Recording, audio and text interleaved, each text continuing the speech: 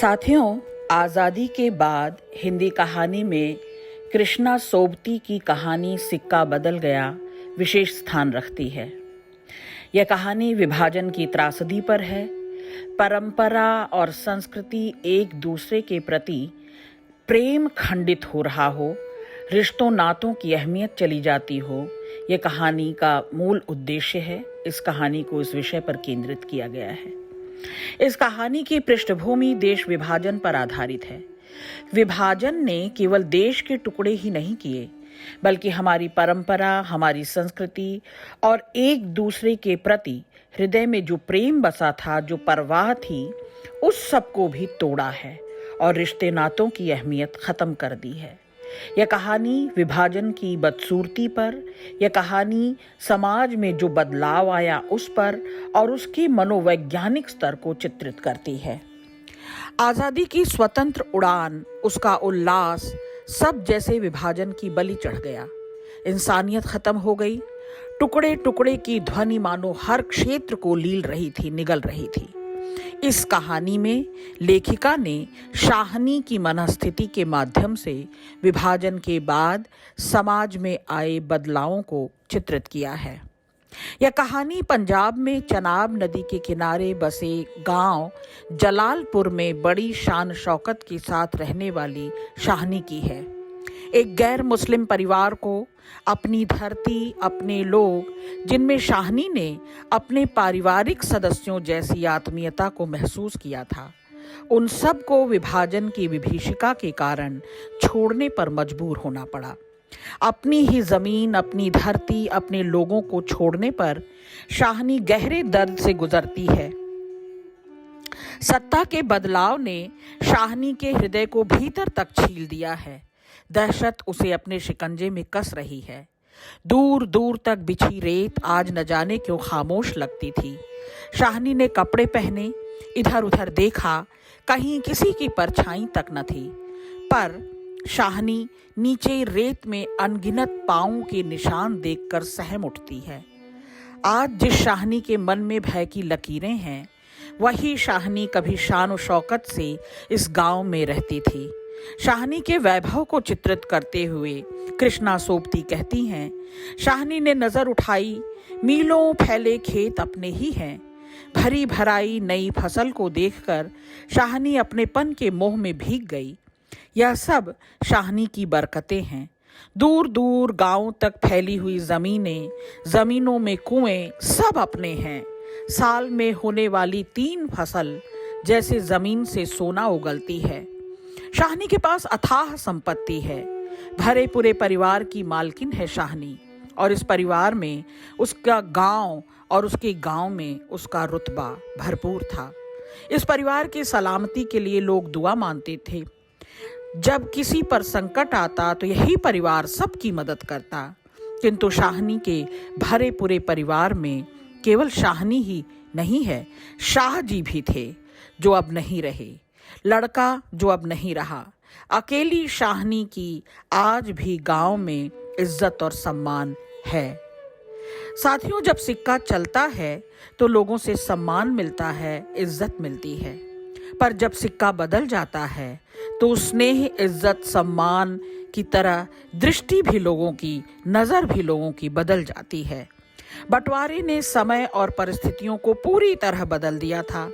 जब सत्ता बदलती है तो लोगों की संवेदनाएं मूल्यहीन हो जाती हैं। सत्ता परिवर्तित होते ही, शक्ति परिवर्तित होते ही बरसों से साथ रहे लोगों का शाहनी के प्रति व्यवहार भी बदल जाता है। इसी की मर्मस्पर्शी कहानी यह है, सिक्का बदल गया। शेरा जो शाहनी के पास ही पलकर बड़ा हुआ, शाह जी की डांट खा खा कर हवेली में पड़ा रहा। जब शाहनी ममता भरे हाथों से उसके लिए दूध भर कटोरा लेकर आती, उसे प्यार से पिलाती। किंतु समय ने आज शेरे के मन को विचलित कर दिया है। अभी तो वह सोच रहा था उस शाहनी की ऊंची हवेली की अंधेरी कोठरी में पड़ी सोने चांदी की संदूकचियां उठाकर, कि तभी शेरे शेरे शेरे अपनी माँ जैसा, माँ के मरने पर शेरा ने शाहनी से ही माँ का दुलार पाया था। किंतु अब ऐसा क्या हो गया जो शेरा का के भाई बंधु बदल गए।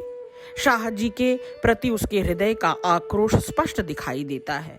शेरा मन ही मन सोचता है, हमारे ही भाई बंधुओं से सूद ले लेकर शाहजी सोने की बोरियां तोला करते थे। प्रतिहिंसा की आग शेरे की आंखों में उतर आई। गणासे की याद आ गई। शाहनी की ओर देखा। नहीं, शेरा इन पिछले दिनों में 30-40 कत्ल कर चुका है, पर वह ऐसा नीच नहीं। सामने शाहनी बैठी है। शाहजी की बात शाहजी के साथ गई। वह शाहनी को जरूर बचा लेगा, लेकिन कल रात वाला मशवरा, वह कैसे मान गया फिरोज की बात। सामान बांट लिया जाएगा। शेरा का मन द्वंद्व से पीड़ित है। आज से पहले उसके मन में शाहनी के सोने चांदी की संदूकचियों को उठाने का, उन्हें बांट लेने का ख्याल तक नहीं आया था, पर आज व्यवस्था के बदलते ही, सिक्के के बदलते ही, दृष्टि के बदलते ही शेरे के मन में भी व्यवहार में परिवर्तन दिखाई देता है। उसके मन की लड़ाई स्वयं उससे है। जलालपुर में लगी आग के खतरे से वह शाहनी को सचेत करना चाहता है, परंतु साथियों की आवाजें उसे ऐसा करने से रोकती हैं। दरिया में नहाने गई शाहनी जब लौटकर हवेली की ड्योढ़ी तक आई तो उसकी आशंका यथार्थ में बदलने लगी। शाहनी आशंकित है कि रात को गांव में कुल्लू घाट के जाट आए हैं। शाहनी चिंतित है। वह जानती है जो कुछ हो रहा है वह ठीक नहीं हो रहा। शाहजी के होने से स्थितियां शायद ऐसी न रहती। शाहजी बीच बचाव करते। शेरा स्थिति से जैसे पर्दा उठाता है। आज शाहजी क्या, कोई भी कुछ नहीं कर सकता। शाहनी, शेरा और हुसैना के प्रति अपने ममत्व को लिए शाहनी अपने दर्द के आंसुओं को रोकने का प्रयास करती है। उसके रिश्ते नाते सब पीछे छूट रहे हैं। शाहनी अपने ही गांव में अपने ही लोगों के बीच स्वयं को पराया महसूस कर रही है। गांव में हिंसा की आग भड़की हुई है, किंतु शाहनी को यह विश्वास ही नहीं था कि सब कुछ इस प्रकार घटित होगा। समय बदलेगा। आज सबल शाहनी दुर्बल देह के लिए स्वयं को अकेला महसूस कर रही है। उसके रिश्ते, उसके नाते सब यही हैं, पर जैसे सब कुछ छूट रहा है। समय की चाल के समक्ष सब जैसे विवश दिखाई देते हैं। लोगों को कैंप तक पहुंचाने के लिए गांव में ट्रक चले आ रहे हैं। शाहनी के गांव छोड़ने पर लाह बीबी, नवाब बीबी, बेगू पटवारी, जैलदार, मसीद के मुल्ला, इस्माइल, किसी को विश्वास नहीं हो रहा।